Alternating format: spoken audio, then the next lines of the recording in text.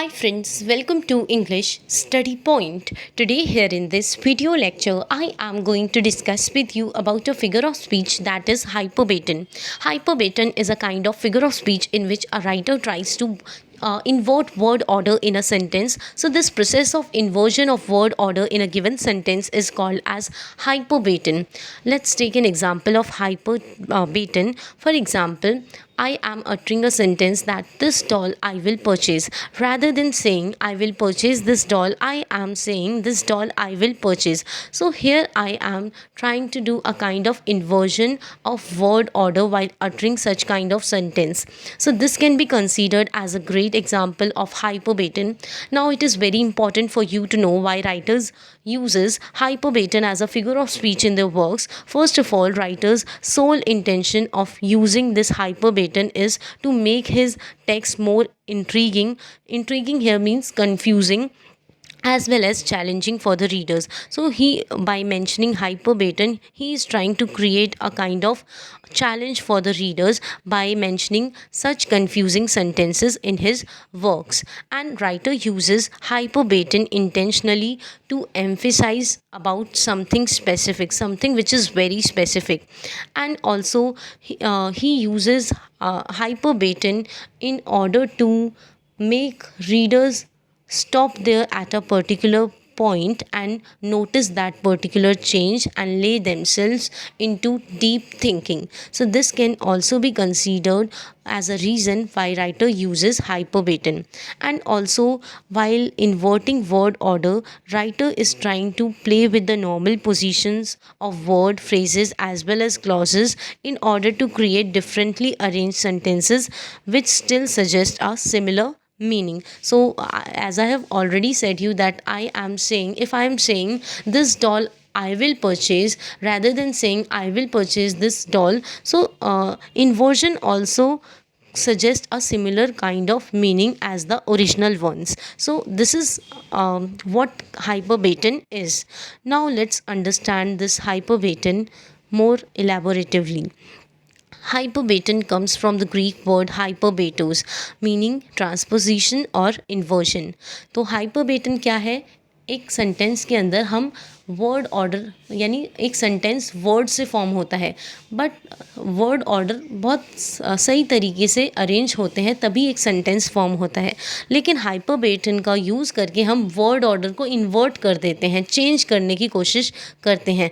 यानी जिस जगह पर वो वर्ड सही बैठता है हम उसी चीज़ को इन्वर्ट कर देते हैं. जैसे एग्जांपल मैंने अभी लेक्चर की शुरुआत में दिया कि this doll I will purchase rather than saying I will purchase this doll. तो ये मैं सेंटेंस को ही इन्वर्ट करने की कोशिश कर रही हूँ. This is called as hyperbaton. And inversion of the normal grammatical word order.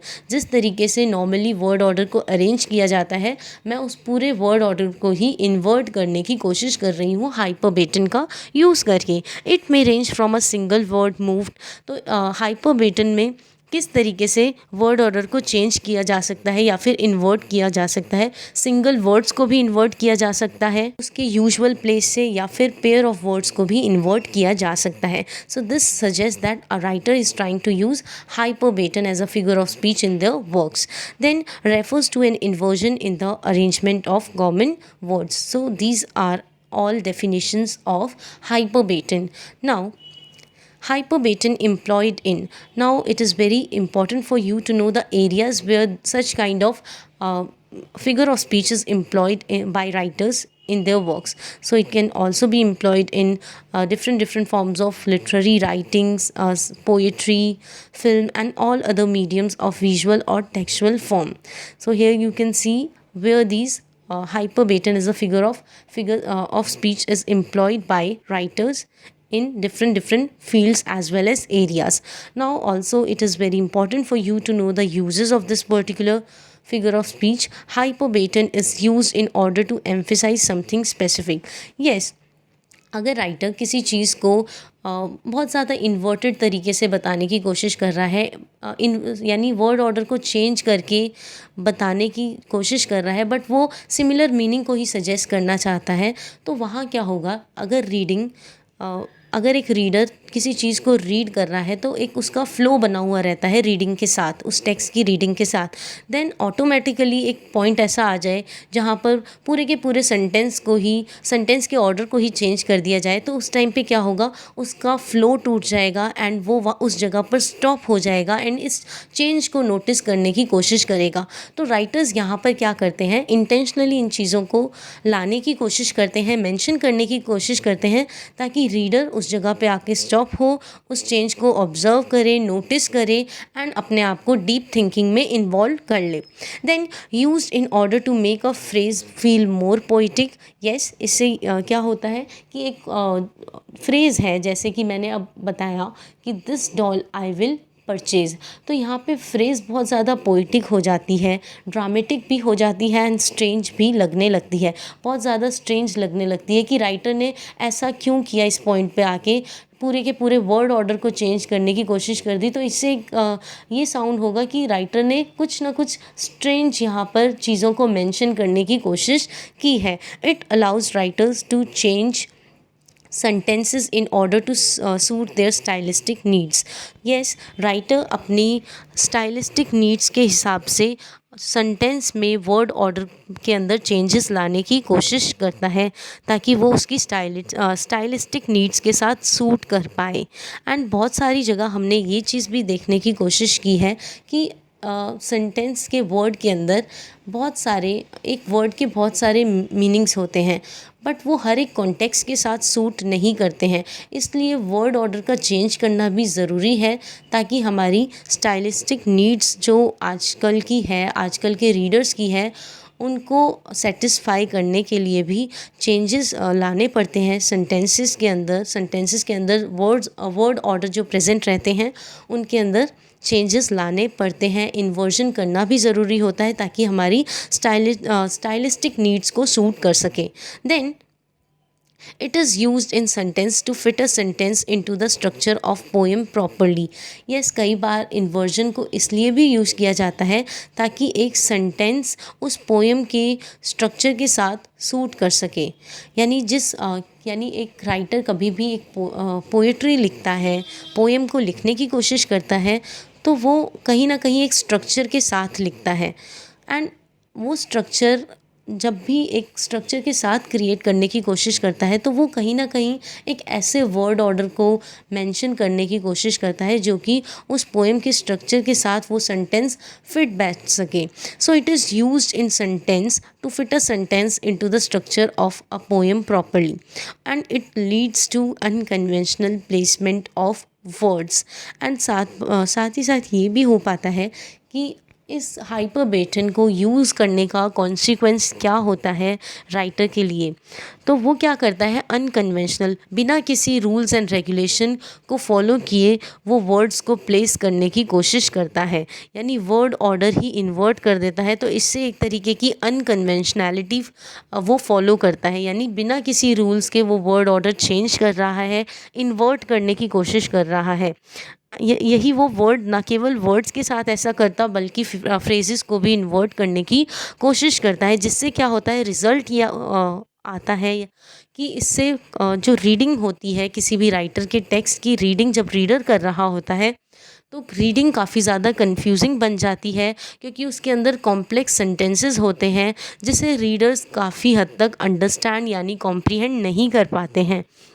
तो राइटर चाहता है कि इन कॉम्प्लेक्सिटीज़ का चैलेंज फेस करके भी रीडर्स उसके टेक्स्ट को, उसकी फीलिंग्स को कॉम्प्रीहेंड कर पाए। यानी अगर वो कॉम्प्लेक्स सेंटेंस क्रिएट कर रहा है तो ये एक रीडर के लिए चैलेंज हुआ।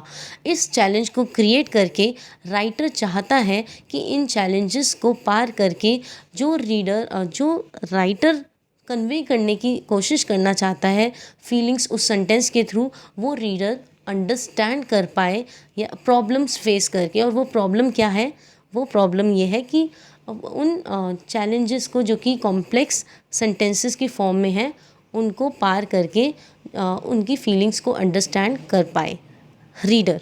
Then features, words are not arrange in their normal order. Yes, hyperbaton की क्या क्या फीचर्स हो सकते हैं कि इसमें वर्ड्स को इन्वर्ट कर दिया जाता है, तो इसीलिए यहाँ पे लिखा है words are not arranged in their normal order. Then classified as the figure of disorder, यानी हम हाइपरबेटन को इस तरीके से भी क्लासीफाई कर सकते हैं कि इसमें वर्ड्स डिसऑर्डर्ड फॉर्म में प्रेजेंट रहते हैं।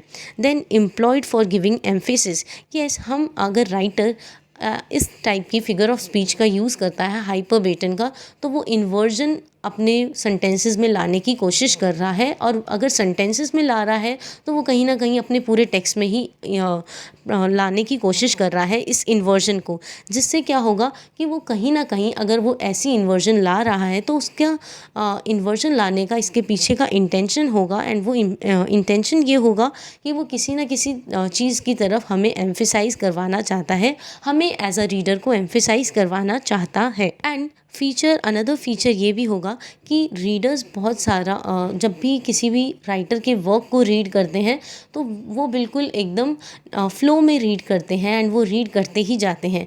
देन एक अगर ऐसा सडनली एक ऐसा पॉइंट आ जाए जहाँ पर उसका फ्लो टूट रहा हो, और वो फ्लो कैसे टूटेगा, जब हाइपर बेटन का यूज़ किया जाएगा, यानी वर्ड ऑर्डर को, ग्रामेटिकल वर्ड ऑर्डर को ही चेंज कर दिया जाएगा, तो राइटर का इससे फ्लो टूटेगा, एंड फ्लो टूटेगा तो एक तरीके से कहीं ना कहीं चैलेंज क्रिएट होकर आएगा रीडर के सामने।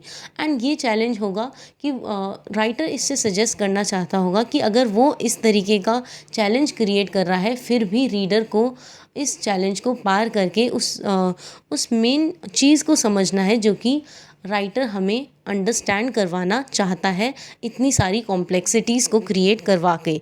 Then used as inflected language, yes, hyperbaton को इन्फ्लेक्टेड लैंग्वेज की तरह भी यूज़ किया जाता है। सबसे पहले इन्फ्लेक्शन का मतलब ही क्या होता है कि वर्ड ऑर्डर को यानी किसी भी सेंटेंस की शुरुआत और एंडिंग में वर्ड ऑर्डर ही चेंज कर देना, तो इसी तरीके से हाइपरबेटन का यूज़ करके भी वर्ड ऑर्डर को चेंज किया जाता है।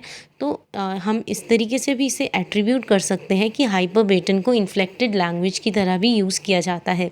देन एग्जांपल्स है मेजर फॉर मेजर, ये वर्क है विलियम शेक्सपियर का, जिसमें some rise by sin and some by virtue fall. तो यहाँ पर हाइपरबेटन का यूज़ किया गया है इस जगह पर, इस सेंटेंस को अटर करते समय, some rise by sin and some by virtue fall. Instead of saying some fall by virtue, here William Shakespeare, while uttering such kind of sentence, he is saying some by virtue fall instead of saying some fall by virtue. Then a midsummer's night dream, ये work है William Shakespeare का। तो यहाँ पर भी इस particular sentence को utter करते समय भी हाइपरबेटन का यूज़ किया गया है। The I of man hath not heard, the ear of men hath not seen, man's hand is not able to taste, his tongue to conceive. Instead of saying conceive, his tongue to conceive, nor his heart to report what my dream was. यहाँ पर हाइपरबेटन का इन areas में use किया गया है।